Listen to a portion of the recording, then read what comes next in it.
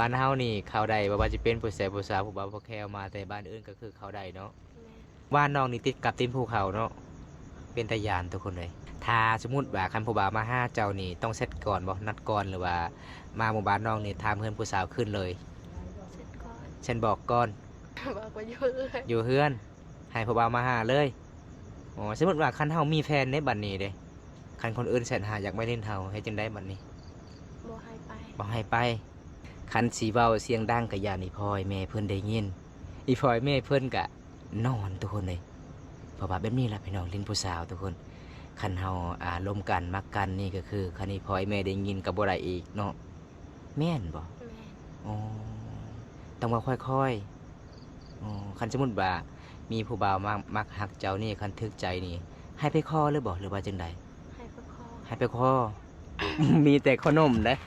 ขนาดมีแต่ขนมกำไรเลยทุกคนผู้สาวลุกมานี่เกือบเป็นชั่วโมงนึงแล้วทุกคนเลยคันซื้อเบียร์นี่ชดแจ้งเลยทุกคนอันนี้บอมตาบ่มีเงินอยู่ซื้อเบียร์ก็เลยซื้อขนม2ธงนี่ก็2,000กีบเนาะแม่นบ่จะซื้อมาอยู่เมืองนี่ธงเท่าไหร่500แม่พอดีเจ้าขาย1,000แม่อ๋อพอดีน้องกำไร1,000ทุกคน โอ้2,000กีบไปเล่นใดเด้อผู้สาวบ้านเฮาเด้อทุกคนเลยบ่สสุกสมมุติว่าคันผู้บ่าวมาเล่นแม่แอนเจ้านี่คันอยากนอนอยู่นี่บ่ได้บ่บ่ได้บ่ได้แม่สมมุติว่าคันเจ้านอนนี่ผู้บ่าวลุกนี่ได้ได้คันผู้บ่าวนอนนี่เจ้าลุกได้ได้โอ้นอนนำกันบ่ได้เนาะแม่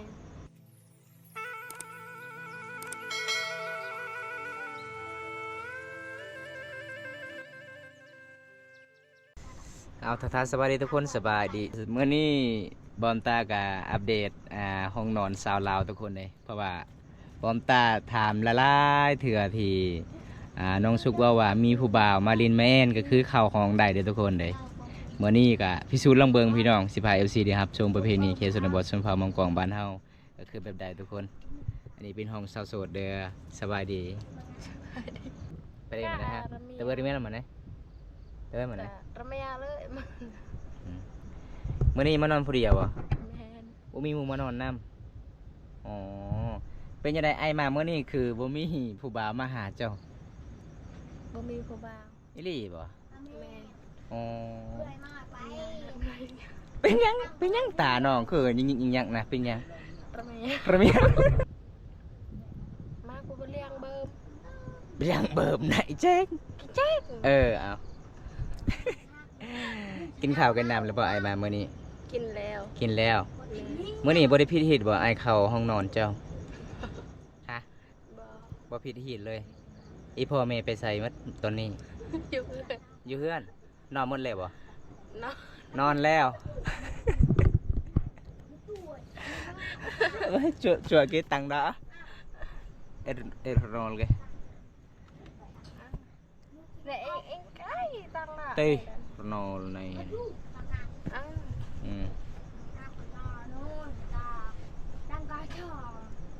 มาใช่ตัวเมียอะไรระเมียเต็มอ่ะเงี้ยอีพ่อแม่นอนเลยป่ะตอนนี้ยังอ้าวตอนค่อยขึ้นคือบ่เห็นอีพ่อแม่อีพ่อขึ้นอยู่ภูนอนไปนอนอยู่ภูแล้วอ๋อคันเวลาผู้บ่าวมาเล่นแม่แอนเจ้าคือเขาจุดนี้เลยก็คือคันผู้บ่าวมาเล่นนี่ให้ผู้บ่าวอยู่จุดใดอยู่ไกลๆนี่โลดโอ้พี่น้องเอ้ยส่วนน้องเด้อยู่แบบนี้แล้วก็อยู่ไปแล้ววันนี้เฮ็ดหยังวันนี้เฮ็ดหยังลมกันโอ้พี่น้องเอ้ยลมกันเด้อทุกคนลมกันแล้วก็คันทึกใจแล้วก็ให้อยู่โดนๆคันบ่ทึกใจเด้เป็นจังไดบัดนี้อ่อนจูมันยังอ่อนจูนะให้เมื่ออยู่ประมาณ10 นาทีให้เมื่อเลยอ๋อเป็นตามประเพณีเนาะอันนี้ก็คือห้องนอนน้องเด้อทุกคนนี่เบิ่งเด้อทุกคนเลยโอ้ยพี่น้องห้องนอนโสดมีแต่2 คนเด้อทุกคนเลยนอนได้ก็คือคันสมมุติว่าคันผู้บ่าวนี่บ่อยากมือเฮือนมือสานให้ผู้บ่าวนอนอยู่นี่ได้บ่ได้ต้องนอนนอกบ่น้องประเพณีบ้านเฮาบ่ได้เนาะมันขลับพี่น้องเอ้ยส่วนหลายนี่ผู้บ่าวมาเล่นแม่แอนน้องนี่เขาเจ้าซื้อหยังแน่ฮะส่วนหลายเขาเจ้าซื้อหยังแน่มากิน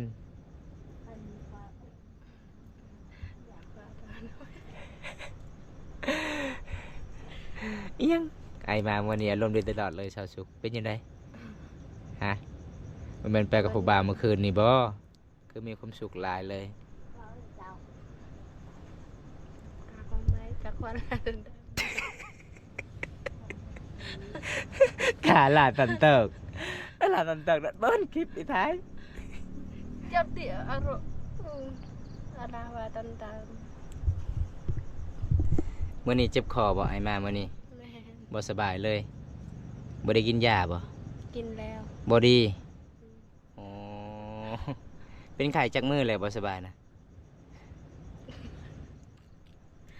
thôi nghe đây โอ้ยพี่น้องเอ้ยลมผู้สาวกลางคืนทุกคนว่าพิสูจน์ลองเบิ่งสูตรการลมผู้สาวกลางคืนก็คือแบบนี้เด้อทุกคนเด้อันนี้มันเครื่องเจ้าบ่ mẹ อ๋อเครื่องของสาวโสดประมาณสำนี้พี่น้องก็ห่มเจ้าจักเฟืนเดียวนี่โอ้สงสารน้องหลาเด้อทุกคนห้องนอนน้องประมาณสำนี้ไปทางพูดมีหยังอยู่ในกระตาเจ้านะมีหยังกระแป้งฮะ đó เด้อคือทากระแป้งทาเนาะอ๋อคันผู้บ่าวเอิ้นบางคนก็บอกว่าประเพณีทางในเวลาผู้บ่าวมาเล่นแม่แอนนี่ต้องเอาไม้แย่เคยมีบ่ทางนี้บ่มีอ๋อบ่แม่นเนาะทางบ้านเฮาเนาะทางนี้ก็คือขึ้นเฮือนเข้าห้องเลยพี่น้องเอ้ยอายมามื้อนี้บ่มีหยังเด้อของฝากของตอนซื้อให้น้องประมาณ2ถุงขนมนี่ได้บ่ đây อ๋อแบบนี้เนาะคำผู้บ่าวมาหาเนาะ mẹ ต้องเอาขนมมากินโอ้ทุกคนเลยขนมนี่บำตาซื้อมาทงหนึ่ง28,000เลย เคยกินปะ cười เคยกินแต่มาเมื่อนี้กะบ่สบายนี่เนาะ mẹ น้องก็เจ็บคอทุกคนเลยส่วนลายนี่น้องเวลาเว้านี่ยิ้มตลอดเลยทุกคน มาเมื่อนี้กะน้องก็สีเงาๆเนี่ยขณะบริทาก็แป้งได้นี่ทุกคนเลยงานแบบธรรมศาสตร์เลยเว้าแล้วน้องอยากให้อีกอีกบ่พี่น้อง ของน้องโสดๆกับประมาณสำนี้เลยทุกคนเลยประเพณีบ้านเฮากับบางคนบ่เข้าใจว่าเป็นหยังเนาะบ่าวบำตาคือบุกห้องนอนโสดๆก็คือบ่าวบำตาถามน้องตอนนั้นน้องเว่าเวลาผู้บ่าวมาเล่นมาแอนคือเข้าห้องใดทุกคนก็เลยมื้อนี้ก็สิตามติดลองเบิ่งประเพณีทางนี้แบบใดทุกคนก็คือเข้าห้องใดทุกคนเลยแบบหยอกกอดใดบ่ได้เนาะได้บ่ bò บ่ได้ mẹ ก็คือลงนางแอนก็คือกับเจ้าแบบนี้ mẹ อยู่ใกล้กันในเรียกกับบ่ได้อีก bò đây บ่ได้ต้องอยู่ห่าง mẹ ๆประมาณจังเม็ดอยู่ห่างๆนะ đâu đang chợ mong หนาวกระดังโอ้ đang cái đông cho bà đó พี่น้องเอ้ยถ้าผู้ใดอยากลิ้นสาวลาวเด้อทุกคนสาวสุขสาวสวยบ้านป่าพี่น้องเอ้ยฐานะยังโสดน้องเว้าทุกคนก็คือแบบนี้เข้าห้องได้ถ้าทุกข์ใจน้องก็ให้ลงมือบาน เอาพี่น้องในประเพณีชุมพรมงกองแบบนี้ทุกคนเลยมื้อนี้กะบำตากะระยะการเดินทางกะควรลำบากทุกคนเพื่อจะได้รับชมประเพณีการเล่นผู้สาวผู้แซวเขตนี้ทุกคนก็คือแบบนี้ได้บำตามาแต่ kêu cho mẹ không ฮะ mình đâu và cho mẹ ăn พระเมียง บ่มีไฟฉายทุกคนก็คือเอาโทรศัพท์เลยมาเงียงเห็นบ่ห้องนอนน้องบ่มีดอกบ่ mẹ อยากได้ดอกบ่ nhận đây อีหลีบ่น้อง đi đi อ๋อเพราะว่าอยู่เมืองเฮานี่เขาเจ้าขายดอกบ่แพงบ่ mẹ อ๋อจะได้แหงเนาะส่วนหลายคันเวลาน้องนอนนี่เอาแต่ไฟฉายเนี่ยบ่มาไต่อันนี้ไฟฉายเจ้ามันก็สิเบิดเลยเด้นี่นะ เยียงกระแปงก็บ่ได้เห็นได้ทุกคนเลยห้องนอนเซาสุขน้องอยากได้ดอกพี่น้องเอ้ยถ้าผู้ใดใจดีก็ซื้อให้น้องเด้อเพราะว่าน้องก็อยากได้แฮงอีหลีพี่น้องถ้ามีดอกแล้วก็บ่มีสายได้บัดนี้ มีแล้วสาย đi มีแล้วอีหลีบ่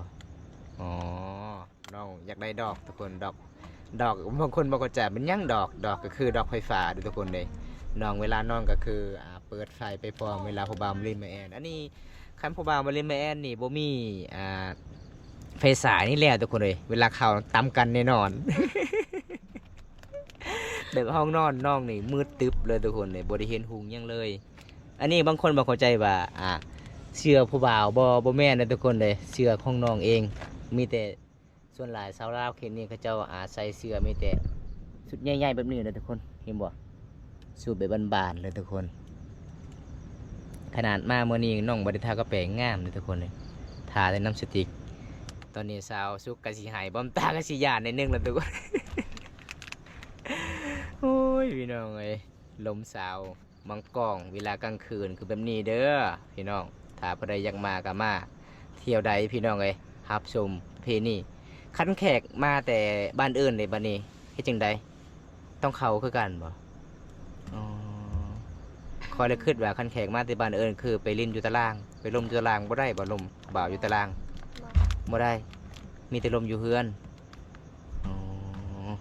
แปลกเนาะประเพณีนี้เนาะ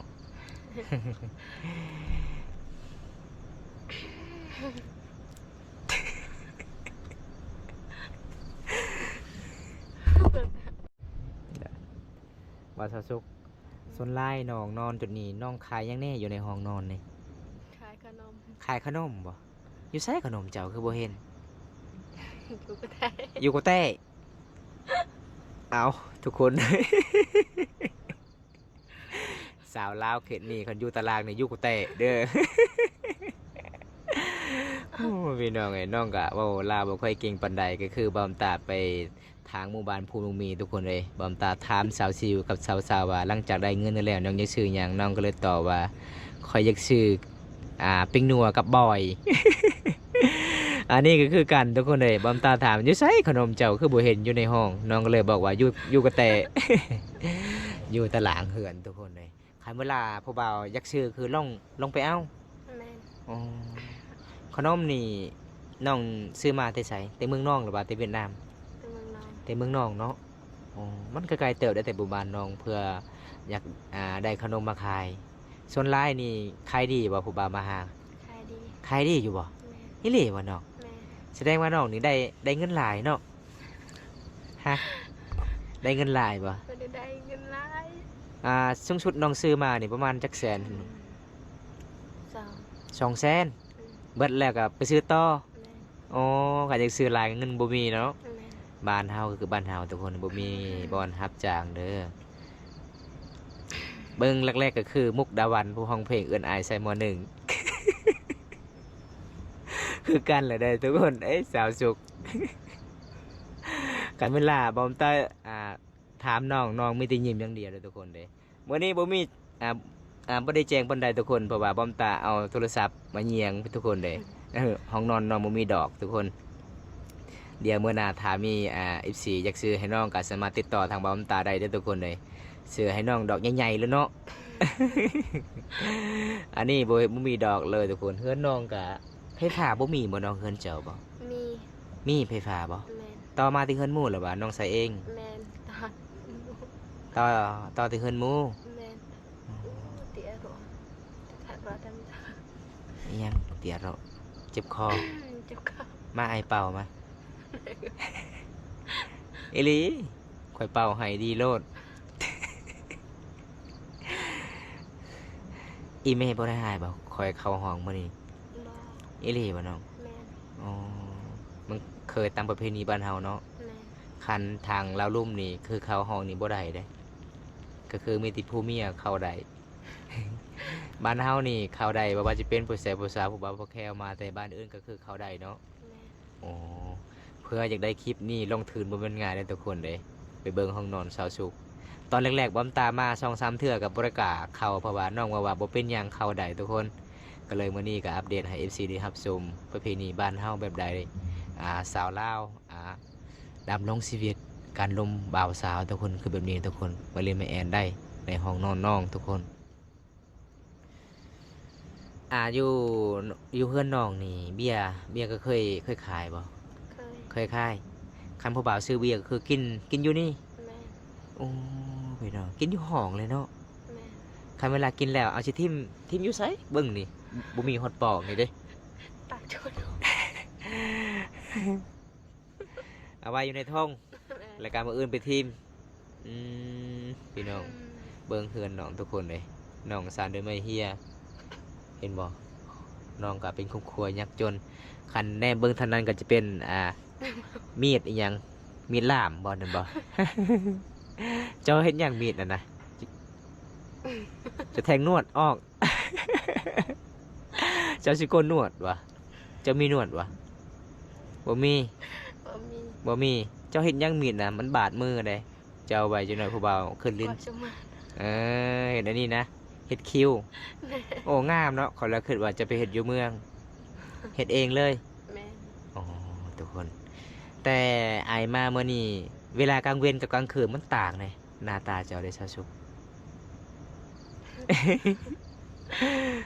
เบิ่งกลางคืนนี่จนลงเลยเคยคิดว่า ผู้สาวบรูทางเวียดนาม เอ้เลยเลยคันเบิ่งกลางเว้นนี่มันต่างสีนิดนึงเองเจ้าคันเบิ่งกลางคืนนี่มันต่าง มันเป็นสีตุยๆนิดนึง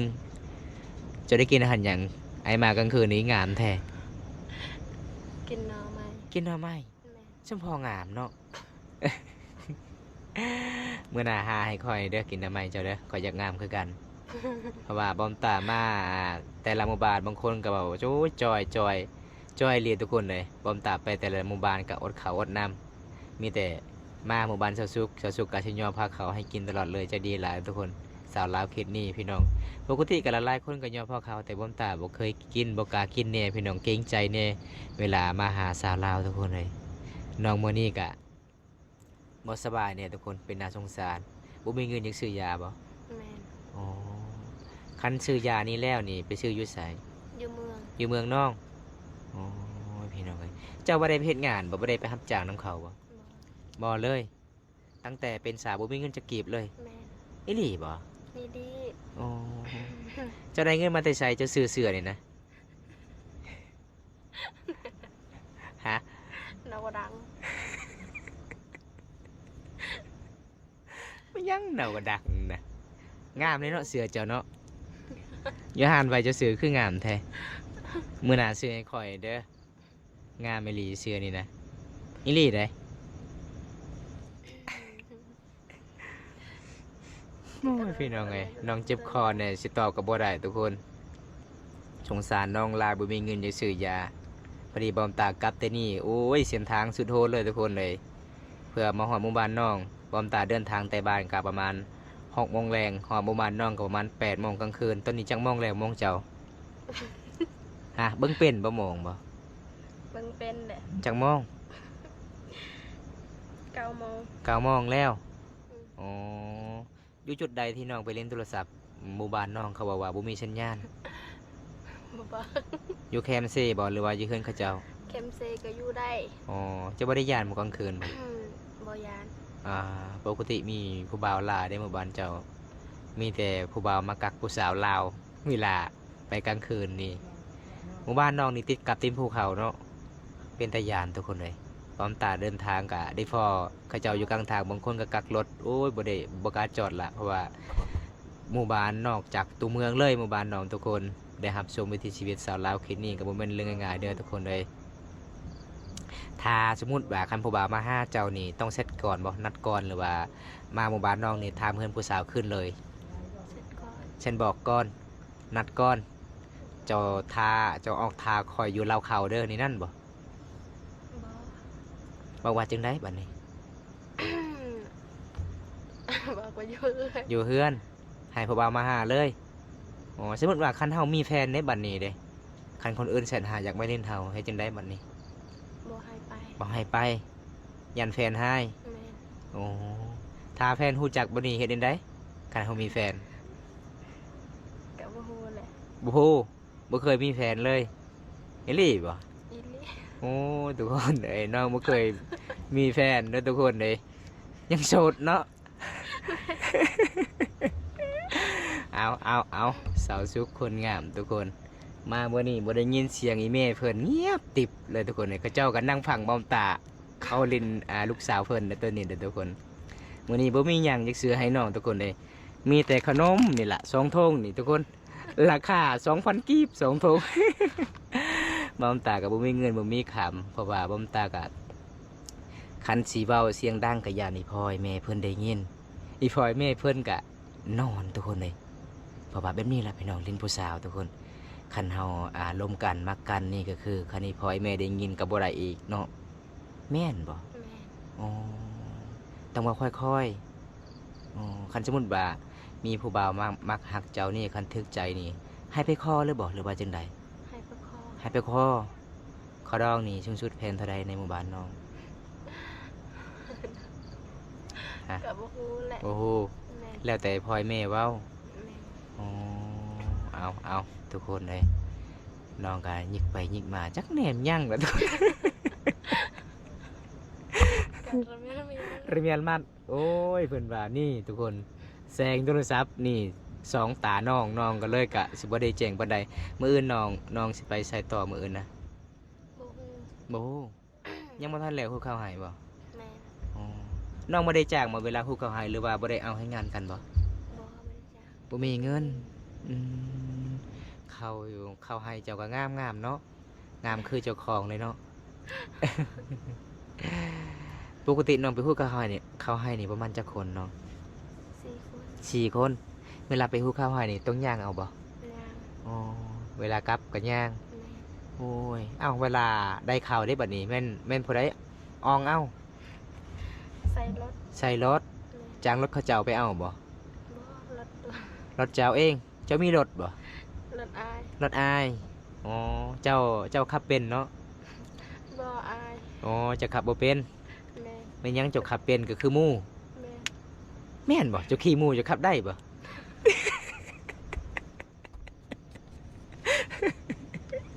โอ้ยพี่น้องเอ้ยบอมตาถามว่าน้อง ขับรถจักรบ่เป็นขับเป็นก็คือมีแต่ขี่หมู่อลีเด้อ เอาอยากผู้สาวกลางคืนน่ะทุกคนเด้ อารมณ์ดีขนาด มีแต่ขนมนะขนาดมีแต่ขนมกันไลเลยทุกคนผู้สาวลุกมานี่เกือบเป็นชั่วโมงหนึงแล้วทุกคนเลยคันซื้อเบียร์นี่ชดแจ้งเลยทุกคนอันนี้บอมตาบ่มีเงินอยู่ซื้อเบียร์ก็เลยซื้อขนม2 ธงนี่ก็2,000 กีบเนาะ แม่ แม่นปะจะซื้อมาอยู่เมืองนี่ทงเท่าไร500 แม่ พอดีเจ้าขาย1,000 แม่ อ๋อพอดีน้องกำไร1,000ทุกคน นี่ขนมทุกคนเลยโอ้2,000 กีบไปเล่นใดเด้อผู้สาวบ้านเฮาเด้อทุกคนเลยบอมตากับบริษัทคอนเทนต์เนี่ยทุกคนเอาเรื่องจริงเลยพี่น้องเลยเพราะว่าบอมตากับบ้านไก่เอลีเพื่ออยากลงทุนกับมันง่ายๆบอมตากับตอนไปแรกๆกับน้องว่านี่แหละห้องนอนคอยไอเอ้ยบ่มีไผมาลินมาแอนเลยช่วงนี้ก็คือบอมตากับไปชุดเรื่องเบิงถามเบิงน้องว่าเขาใดก็เลยบอมตากับเขาใดปกติบอมตากับบ่เคยเข้าห้องผู้สาวจักเทื่อเลยทุกคนเลยมีแต่นอนผู้เดียว